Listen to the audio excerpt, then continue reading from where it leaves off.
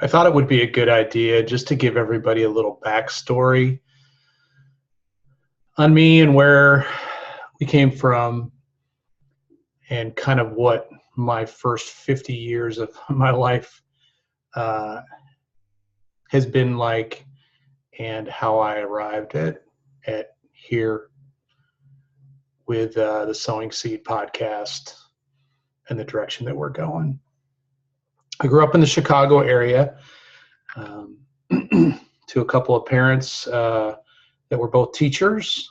And so I grew up in that environment um, my entire time when I was at home through high school.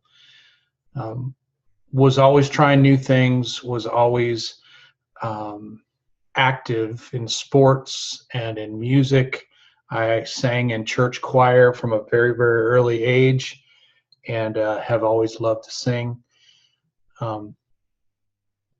Was in, I think, 12 different plays and musicals in high school, as an example, on top of lettering in football, running track, and being in the top 10 of my high school class when I graduated. Anyway, I didn't quite know what I wanted to do with my life. And a good friend of my dad's happened to run into Dad and I at an art show one weekend. He was a liaison officer for the Air Force Academy and essentially was a recruiter for the Academy. And he asked me what my plans were, where I was heading, and I told him I had no idea. At the time, I thought maybe I would apply for ROTC. The only school away from home that I had thought about maybe going to for some reason was Iowa State, because I was thinking about possibly being an engineer. Anyway, he said, well, have you ever thought of the Air Force Academy? And I said, no. I said, what is that? And he said, well, it's essentially the equivalent of West Point in the Army or Annapolis in the Navy, but it's the Air Force. And it's a 4-year school. It's equivalent to a 4-year full ride scholarship. In exchange for your education in those 4 years, you have an obligation of at least 5 years commitment as an officer in the Air Force upon graduation. Well, my number one motivator was to go to school away from home. Many of my friends went to Northern Illinois University, NIU, which is where my parents went to school. Great school, but the problem was I grew up just a few miles from it, and it was kind of my playground growing up and in high school. In fact, I lived for the first number of years of my life literally across the street from the college and some property that my grandparents owned. So I was looking to get out and do my own thing to spread my wings a little bit. And Mom and Dad had told all 4 of us kids, when I was a senior, by the way, we were each in a different grade in high school. So we were literally a year apart. They told us that we were going to have to figure out our own way for school, that, being teachers on teacher salaries, there was no way they could contribute financially at all in that process. So even though I had never thought about being a pilot, I had never thought about being in the military, I had no one in my family who had any military background except for an uncle that had been enlisted for a couple of years. I thought it would be a cool adventure, and it just so happened that because I did well in school and was pretty well-rounded in my interests, that I was accepted to go to the academy. I'm told of the 1,200 or so that were accepted for my class, about 60,000 applicants, started the process. So it's a pretty exclusive deal. But talk about a rude awakening, because I had no military background. I had nothing to gauge it by. And I left being a big fish in a little pond and quickly realized I was a little fish in a big pond, with everyone around me being a top performer, similar to what I had been in high school. Well, we got to our junior year at the academy, and we were supposed to decide what our career path was going to be upon graduation in the Air Force. I didn't really know what I wanted to do. I wasn't one of those guys that wanted to be a pilot like all my buddies. But I found out through the grapevine that if I was medically qualified to fly, meaning there weren't any major medical issues, my eyes were at least 20/20, and didn't want to fly or be a pilot, then I had to go talk to the 3-star general, the superintendent in charge of the academy, and explain to him why I didn't want to be a pilot. And so I literally chose to go to pilot training because I didn't want FaceTime with a 3-star general.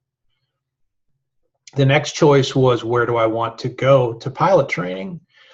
And that was all decided based on order in our class, not only GPA, but also MPA, or military performance average.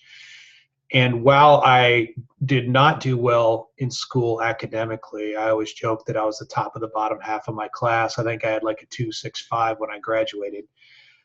I did pretty well militarily. And so I had my choice of going pretty much anywhere for pilot training that I wanted.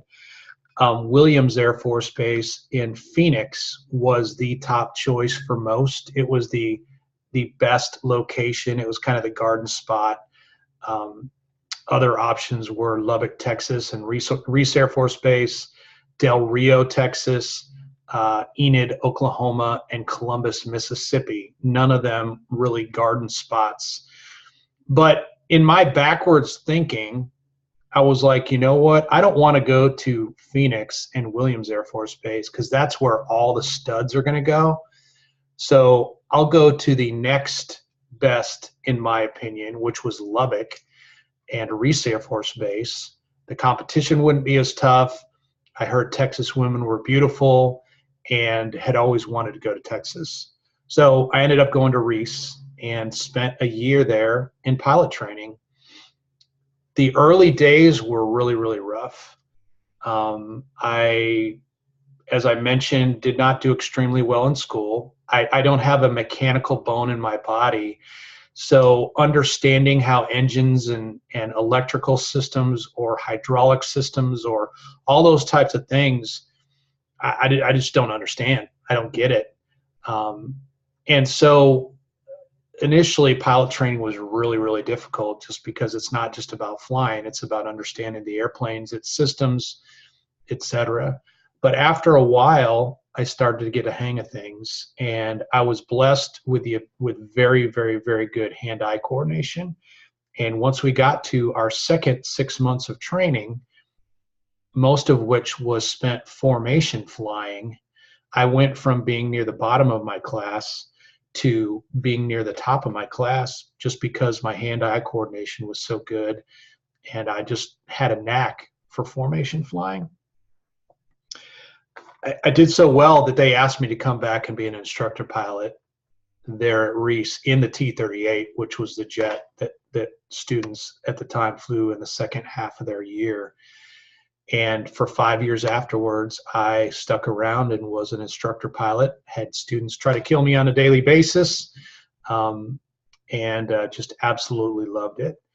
Got a chance to travel all over the U.S., got a chance to see the sun every day, because you could always get above the clouds no matter what it was like on the ground. I met my wife, Amy, who was finishing up at Texas Tech when I was in the middle of pilot training, and we started our 3-year dating / courtship before I finally got my act together and asked her to marry me.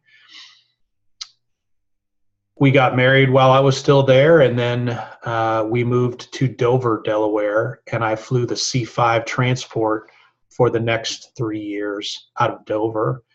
The C-5, just for those of you that don't know, is the second largest airplane in the world, or at least it was at the time. I haven't kept track since I've been out of flying for a while.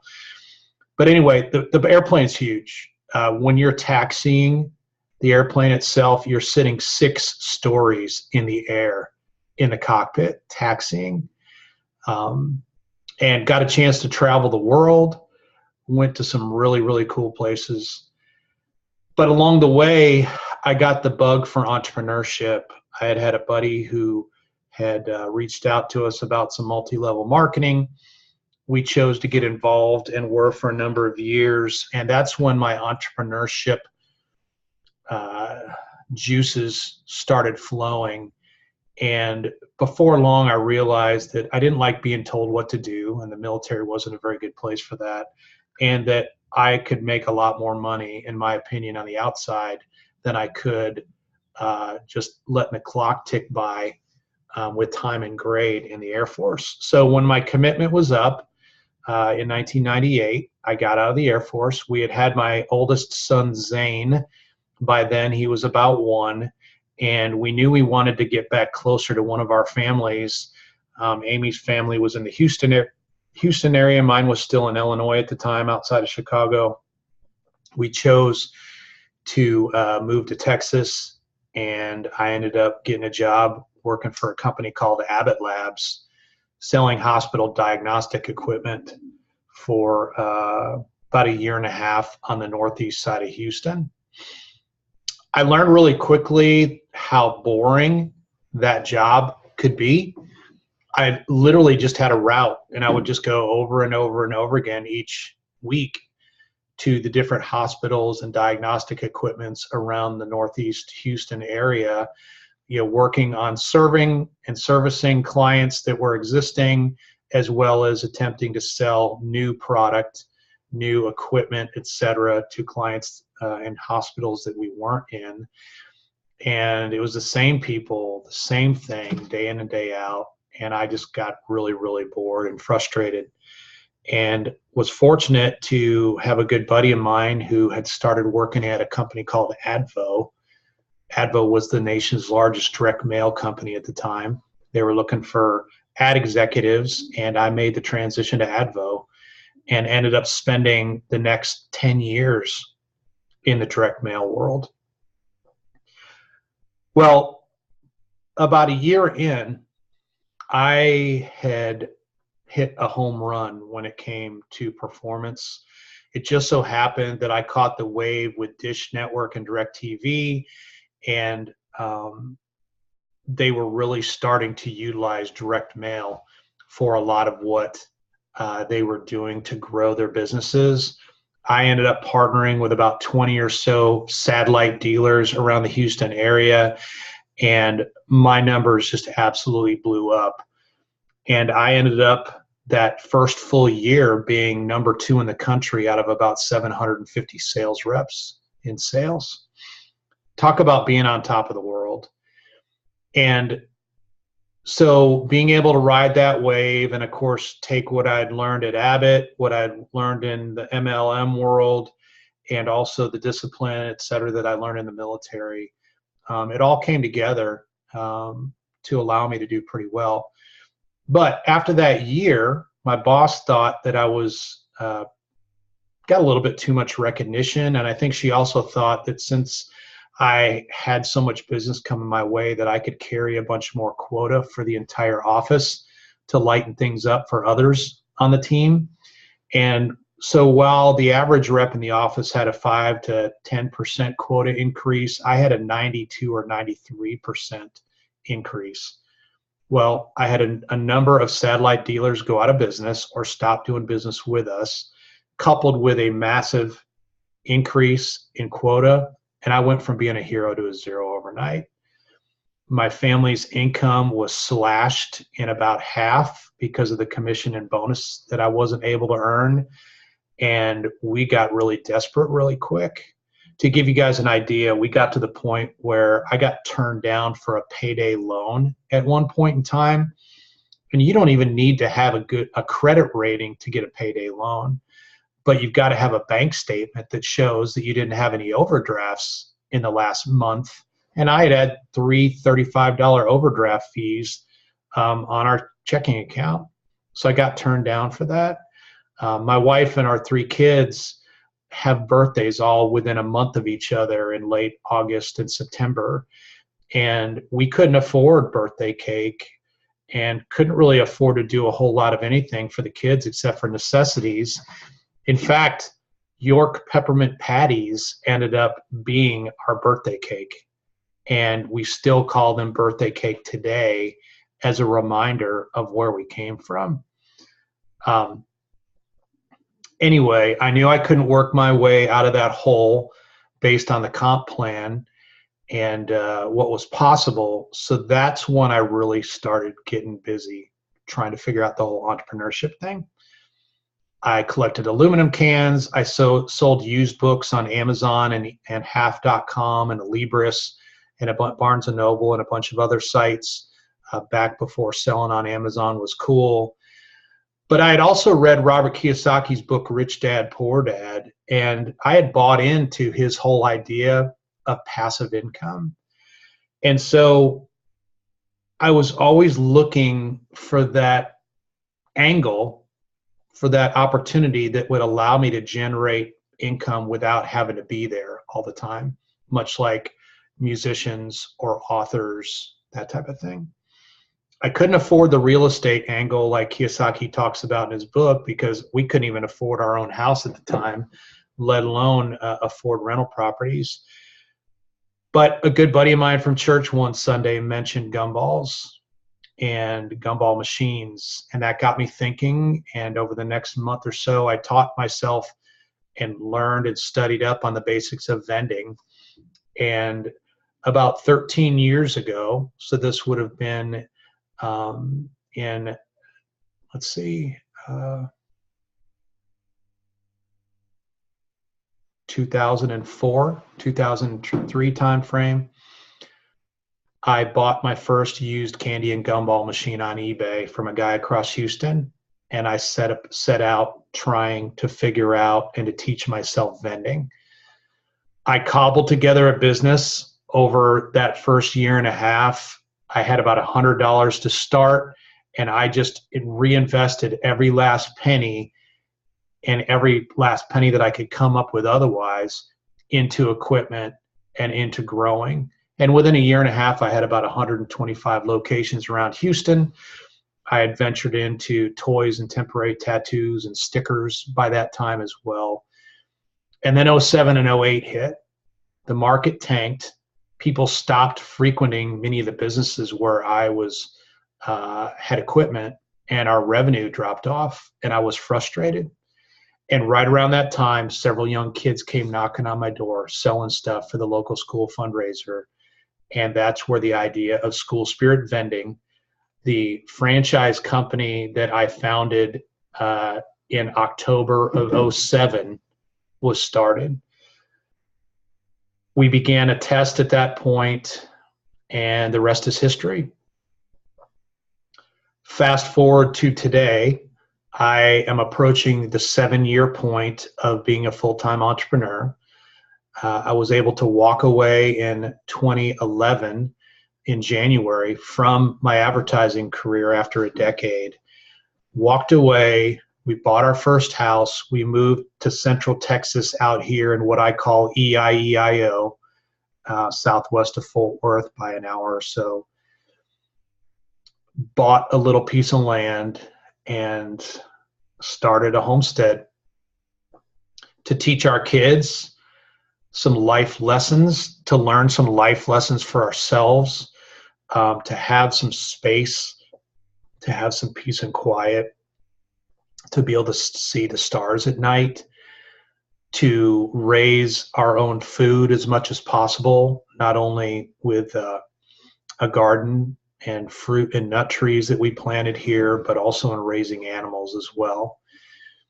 And here we are approaching 7 years here in EIEIO and are truly blessed. So I just wanted to share a little bit to give you some background and some backstory.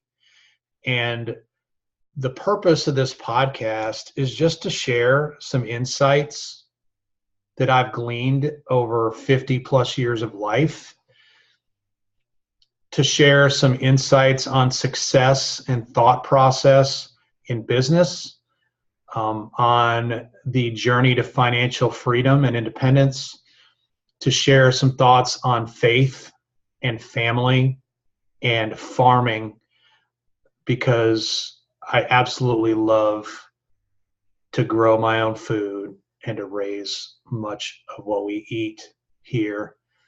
and be more sustainable in the process and be as self-sufficient as we possibly can be, knowing where it all comes from and knowing how it all is grown and raised. So anyway, that's a little background. And while I have several other podcasts that I do already, been podcasting here for about 2.5 years, have produced over 300 episodes in 3 different shows, 2 of which are private for our franchise team. One is called the School Zone School Fundraising Ideas Podcast, where I talk to school fundraising and resource companies all across the country who spend their time helping schools and supporting schools. And I interview them and give them a forum to discuss and to share what they do in an in-depth way. Sowing Seed, though, is an opportunity for me just to share those insights and wisdom of myself that I've learned over the years, but also that I hear or glean from the reading, from the listening, from the associations that I have in my life.